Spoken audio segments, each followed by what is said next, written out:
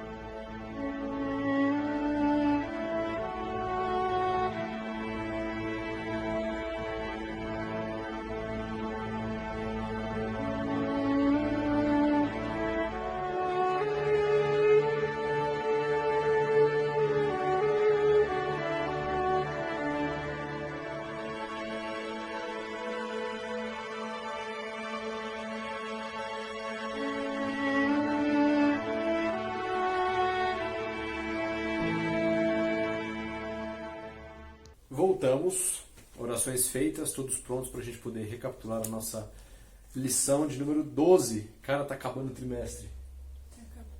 Tá acabando o trimestre. Hoje a gente comprou a lição. É a Nina. Daqui a pouco vocês vão ver ela. Hoje a gente comprou a lição nova, cara. E tá acabando o ano, velho. É a última lição do ano. A última lição do ano. Vocês lembram quando a gente começou? Lembra quando a gente começou? A primeira lição está acabando, é a última do ano, cara. Então, vamos que vamos firme pro final do ano, para a última lição, para o ano que vem também. São 3 trimestres, né? Eu também estava bugando, mas enfim, depois eu tenho que fazer os cálculos que eu esqueci. Mas vamos finalizar então a nossa penúltima lição, tratando dos necessitados, lição de número 12, que tem como título Praticar a Misericórdia. E o nosso texto-chave da lição dessa semana é o seguinte. A luz raia nas trevas. Mais alto, mais alto, mais alto, mais alto, mais alto. A luz raia nas trevas para o íntegro, para quem é misericordioso, compassivo e justo. Feliz é o homem que empresta com generosidade e que com honestidade conduz os seus negócios. Salmo 112, 4 e 5. Salmo 112, 4 e 5. E a prévia da semana diz o seguinte: o mal, em muitas formas, é alimentado pelas influências obscuras do diabo e seus anjos. Esse mal se torna mais visível na pobreza, violência, opressão, escravidão, exploração, egoísmo e ganância. Devemos ser criativos, corajosos, capacitados e dirigidos pelo Espírito Santo ao buscar praticar a justiça e a misericórdia. Então, a lição dessa semana vem falando sobre misericórdia, né? Mais uma vez vem falando sobre esse tema, mas que é bom a gente estar relembrando e vendo aí, estudando pontos novos. E a primeira pergunta que eu solto na roda para você, para vocês e para a Nina é: como será que a gente pode fazer a diferença? Desculpa. Ela respondeu. Como que a gente pode fazer a diferença no mundo? A gente pode fazer a diferença? Para as pessoas que precisam de nós. Obviamente, ser diferente das outras pessoas que têm contatos com ela. Sim. Ou seja, se fazer algo que os outros não fazem. Se a outra pessoa não liga pra ela, aí você vai e liga. Você faz a diferença na vida dela. Exatamente. A lição ela vem falando um ponto interessante, que é a questão de a gente se importar com as pessoas.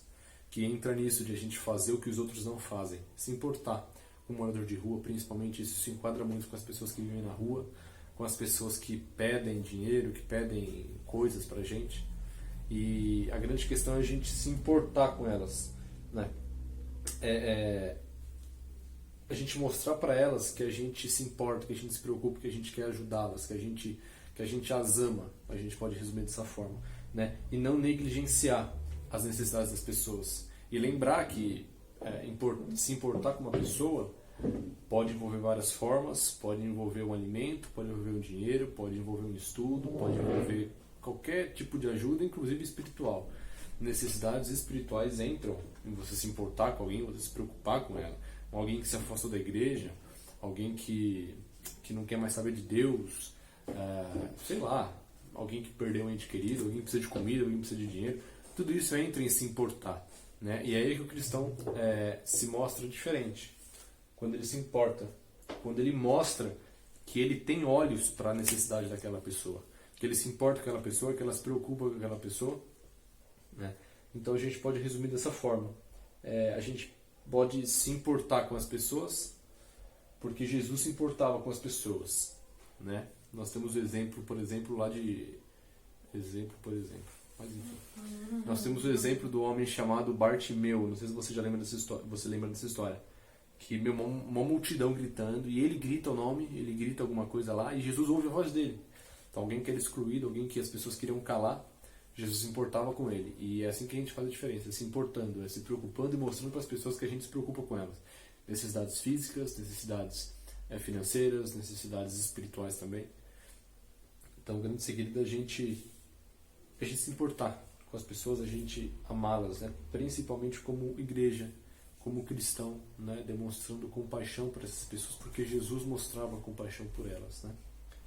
E volta em algo que a gente já comentou nessa lição desse trimestre, que é a grande questão de quem que é a culpa da miséria. Lógico, é o pecado. Mas será que Deus é o culpado pela miséria? Será que Deus é o culpado pela miséria? Não. Não é.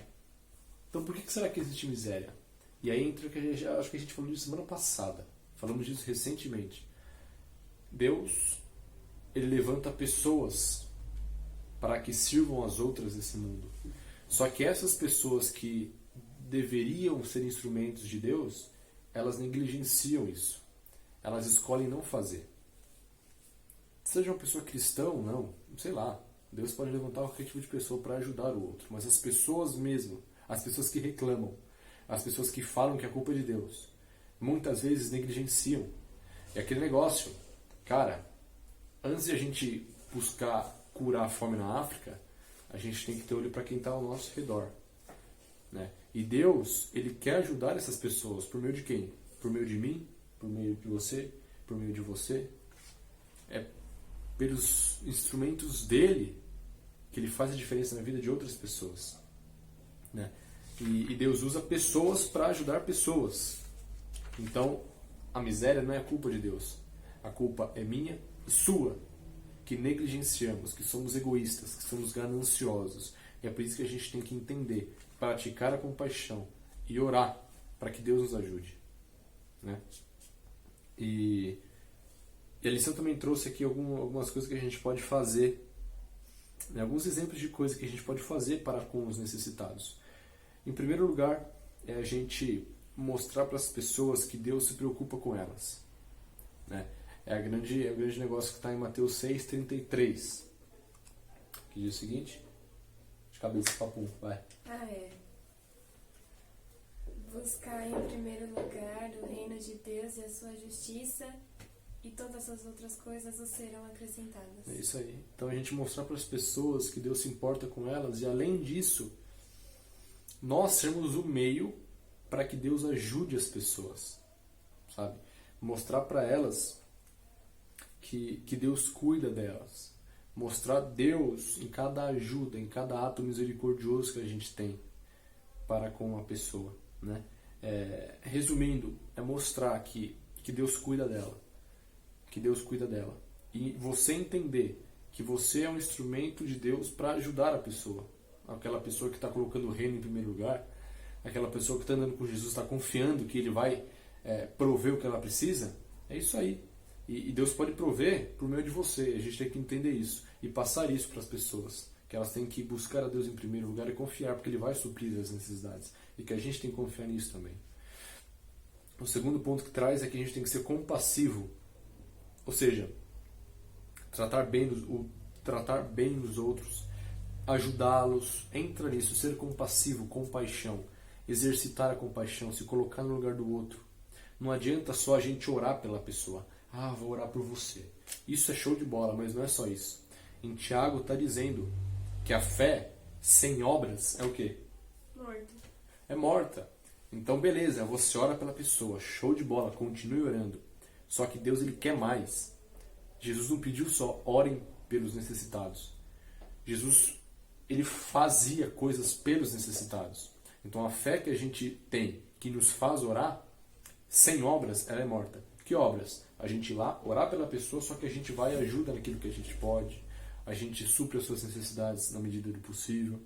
Entendeu? Então é fazer coisas e não ficar só no comodismo, só orando pela pessoa, só jogando nos braços do pastor, só jogando nos braços da Adra, né?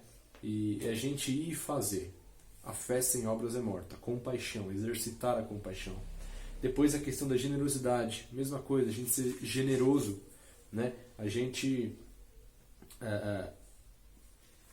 é muito mais do que compartilhar dinheiro, mas compartilhar outros recursos, compartilhar tempo para ouvir, uma ajuda, sei lá o que for, mas ser generoso com a pessoa, ser gentil, ser amável com ela.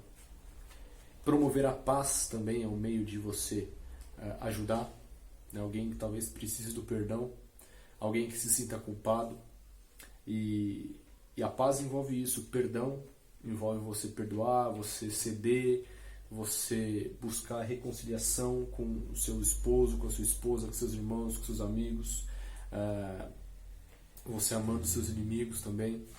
É paz. O cristão é pacífico. O instrumento de Deus é pacífico.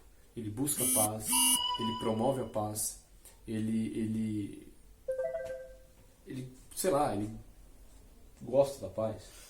Não sei como colocar em palavras.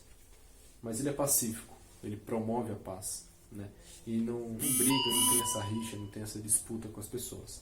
E o outro ponto que traz aqui é a gente lutar em favor dos oprimidos, a gente olhar para aqueles que não são olhados, a gente ouvir aqueles que não são ouvidos e a gente falar por aqueles que não têm voz, a gente fazer justiça para eles. Não justiça de revolução, de fazer protesto e quebrar tudo e porque lembra, cara, Jesus dividiu a história em antes e depois dele. E ele nunca precisou bater em ninguém. Ele nunca precisou chutar uma porta de Jerusalém para fazer isso. Jesus, ele mudou a história, ele dividiu a história sem ser um revolucionário, apenas por aquilo que ele falava e aquilo que ele fazia. Então é lutar, pegar a causa dos pequenos, dos pequeninos para nós também, e fazer da necessidade deles uma obrigação nossa, uma responsabilidade nossa, né? E promover a justiça, promover a paz, enfim. Voltando na questão, né? Mais adiante, vale a gente relembrar que Deus, ele levanta pessoas para ajudar pessoas. Deus escolhe pessoas para ajudar pessoas, né? E somos nós que escolhemos não fazer, e aí dá origem à desgraça, dá origem à miséria, dá origem à fome. E cara, o mundo tá do jeito que tá por causa de humanos, não por causa de Deus. O plano de Deus era um, o homem escolheu fazer outro, então a culpa não é de Deus. Em breve ele vai mudar isso, ele vai acabar com essa desgraça, ele vai acabar com essas dificuldades. E a gente tem que levar isso para as pessoas também. Mas enquanto Jesus não volta, enquanto isso não acontece, a responsa é nossa. A responsa é nossa, a prioridade é nossa. Deus levanta pessoas para ajudar pessoas, né? Ele levanta a mim, a você, a vocês, a cada um de nós, para ajudar pessoas, né? E talvez possam ser pessoas também, como disse a lição, como disse Ellen White, na verdade, pode ser pessoas da igreja mesmo, sabe? Às vezes tem alguém na sua igreja, na sua comunidade, que está passando por dificuldade, que está passando por necessidade, e cara, Deus quer te levantar e Deus quer te usar para ajudar a pessoa, para ser um meio para que Deus provenha o que essa pessoa precisa, né? E então lembra sempre disso, Deus levanta pessoas para socorrer necessitados. Só que ele só vai te usar se você permitir, se você entender, se você buscar isso, se você orar para que ele te ajude a fazer isso. Mas lembre-se, Deus levanta pessoas para socorrer pessoas. Ele levanta você para ajudar quem precisa, né? Então ore para quebrar o egoísmo dentro de si, para quebrar a ganância, a arrogância, enfim, sei lá, e para que você seja usado para ajudar pessoas, né? Seja dentro, seja fora da igreja, né? Pessoas são ajudadas por pessoas. E... Tá muito bem? Não? Ok. Então, pessoas são... Deus levanta pessoas para ajudar pessoas. Deus usa pessoas para socorrer pessoas, para socorrer os necessitados. Isso é resposta nossa e a gente tem que pedir ajuda de Deus para a gente fazer isso. Por que a gente tem que fazer isso? Por que será que a gente tem que fazer isso? Porque a gente tem como Cristo exemplo. E ele fazia isso pelas outras pessoas. Sim. Por que a gente tem que fazer isso? Por quê? Justamente porque nós temos um exemplo a seguir. Nós somos cristãos, a gente segue alguém. Seguimos a Cristo. Então, quando você segue alguém, você faz o que essa pessoa faz, né? E o próprio Jesus disse que quando a gente fizesse para essas pessoas, estaríamos fazendo para Ele também. Então, a gente faz porque Ele fez, e a gente faz porque a gente está fazendo para Ele também, né? E como Jesus nos deu exemplo, o ministério dele foi em favor, como diz a lição, dos leprosos, dos cegos, dos coxos, das prostitutas e dos marginalizados. Eram pessoas assim, era a escória da sociedade. Eram pessoas que ninguém olhava, que todo mundo odiava, que ninguém queria por perto. E o ministério de Jesus foi focado nessas pessoas. Ele ia, ele falava, ele encostava, ele conversava, ele abraçava com essas pessoas. Ele abraçava essas pessoas. Ele se relacionava com essas pessoas, aquelas pessoas que ninguém tinha olho, que ninguém queria por perto, né? Então aqui, dentro disso de ter Cristo como exemplo, isso envolve a gente levar Jesus para essas pessoas, porque Jesus ajudava e supria as necessidades espirituais também, e levava esperança, que nós temos que fazer também, levar esperança, né? A lição trouxe um ponto muito interessante. Qual que é a diferença entre a nossa ajuda dos cristãos e a ajuda daqueles que não são cristãos? Os cristãos, além de uma ajuda física, uma ajuda financeira, tem algo a mais para compartilhar. Que é algo a mais que a gente pode compartilhar com as pessoas? Ajuda espiritual. Ajuda espiritual. Esperança e mostrar para elas que esse mundo vai acabar. Que esse sofrimento vai acabar. Que essas desgraças vão acabar. Então, esse é o diferencial que nós temos. Só que a gente tem que escolher fazer parte disso. A gente tem que aceitar essa missão. Porque nós temos Cristo como exemplo, e Ele fazia isso. O outro ponto é a gente se lembrar o porquê que a gente está fazendo isso, que nós somos instrumentos, que a gente não faz isso simplesmente para matar uma fome, que a gente não faz isso simplesmente para a gente ser reconhecido na igreja, na verdade isso nem pode passar pela nossa cabeça, que a gente não faz isso para ser reconhecido, para ser aplaudido, a gente faz isso porque nós somos instrumentos. E toda a honra e toda a glória das nossas ações, das nossas obras que nós fazemos, devem ser para Deus, para levar pessoas para Ele, para mostrar que Ele cuida delas, para mostrar que Ele se preocupa com elas, para mostrar que Ele ama essas pessoas. Então lembre-se, nós somos instrumentos, meramente instrumentos de Deus, para ajudar as pessoas, né? E, sei lá, o que mais que Jesus fazia que a gente pode falar, que a gente pode fazer hoje? Você já falou que os pontos principais que ele fazia, ele ajudava o próximo, ele colocava a vida do outro em primeiro lugar, que ele se importava. Nem o cansaço podia parar Jesus, que a gente vê a Bíblia falando que Jesus, depois de um dia inteiro andando, ele cansado, e ele via a multidão precisando dele, e ele sabe aquela, imagina a cena, vamos lá. E ele ajudava as pessoas, mesmo cansado, ele colocava as pessoas em primeiro lugar. Tudo que ele fazia era pro outro. A gente não vê nada de Jesus fazendo coisa para ele, era tudo pro outro. É pro outro. E esse Jesus é o nosso exemplo. E é esse Jesus que a gente segue. E é nele que nós temos esperança. E é em nome dele que a gente faz as coisas. Então o exemplo a ser seguido é ele. É fácil? Lógico que não. Não é nem um pouco fácil. Por que não é fácil? Por que não é fácil? Tem muitas coisas que são difíceis de Falar parece simples, mas por que a prática não é simples? Porque é totalmente o oposto. Não é fácil você chegar numa pessoa que você não conhece e falar. A pessoa vai, escutar e falar, beleza. Não é nem questão de vergonha. A vergonha faz parte. Faz. Só que o grande ponto, a grande dificuldade é a gente, ou ir falar para uma pessoa, ou ir ajudar uma pessoa, sabendo que ela não vai estar nem aí pra gente. Que ela não vai, talvez, nem agradecer. Só que essa é a questão. A gente não deve ser movido por agradecimento e reconhecimento. Porque Jesus mandou a gente amar o inimigo. E o inimigo, ele não tá... E o que é amar um inimigo?